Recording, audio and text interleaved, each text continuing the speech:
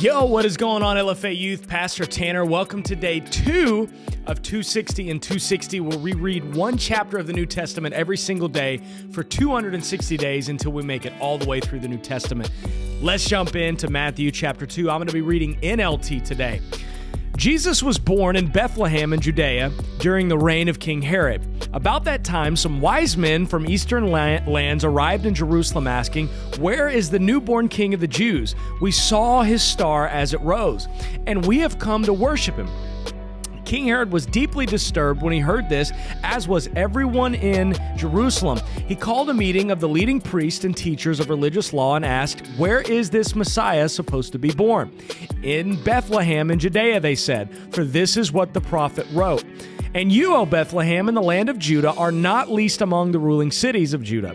For a ruler will come from you who will be the shepherd for my people Israel." Then Herod called for a private meeting with the wise men, and he learned from them the time when the star first appeared.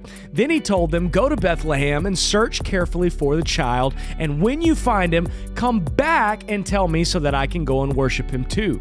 After this interview, the wise men went their way, and the star they had seen in the east guided them to Bethlehem. It went ahead of them and stopped over the place where the child was. When they saw the star, they were filled with joy. They entered the house and saw the child with his mother, Mary, and they bowed down and worshiped him. Then they opened their treasure chest and gave him gifts of gold, frankincense, and myrrh. And when it was time to leave, they returned to their own country by another route, for God had warned them in a dream not to return to Herod. Verse 13, after the wise men were gone, an angel of the Lord appeared to Joseph in a dream. "Get up, flee to Egypt, and with the child and his mother," the angel said. "Stay there until I tell you to return, because Herod is going to search for the child to kill him." That night, Joseph left for Egypt with the child and Mary, his mother, and they stayed there until Herod's death. This fulfilled what the Lord had spoken through the prophet, "I called my son out of Egypt." Herod was furious when he realized that the wise men had outwitted him. He sent soldiers to kill all the boys in and around Bethlehem who were 2 years old and under, based on the wise men's report of the star's first sighting. Herod's brutal action fulfilled what God had spoken through the prophet Jeremiah. A cry was heard in Ramah, weeping and great mourning. Rachel weeps for her children, refusing to be comforted, for they are dead. Verse 19, when Herod died, an angel of the Lord appeared in a dream to Joseph in Egypt. "Get up," the angel said, "take the child and his mother back to the land of Israel, because those who were trying to kill the child are dead." So Joseph got up and returned to the land of Israel with Jesus and his mother.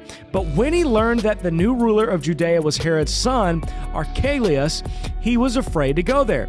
Then, after being warned in a dream, he left out for the region of Galilee.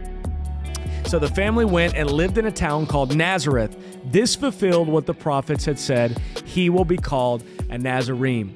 Thank you guys so much for joining day 2 of 260 and 260. If you made it through the whole video, or if you've just read it by yourself on your own, make sure to comment down below, "got her done," or comment the little green check emoji, whichever one you want to do. And I will see you guys for day 3 of 260 and 260 as we read Matthew chapter 3. Love you guys.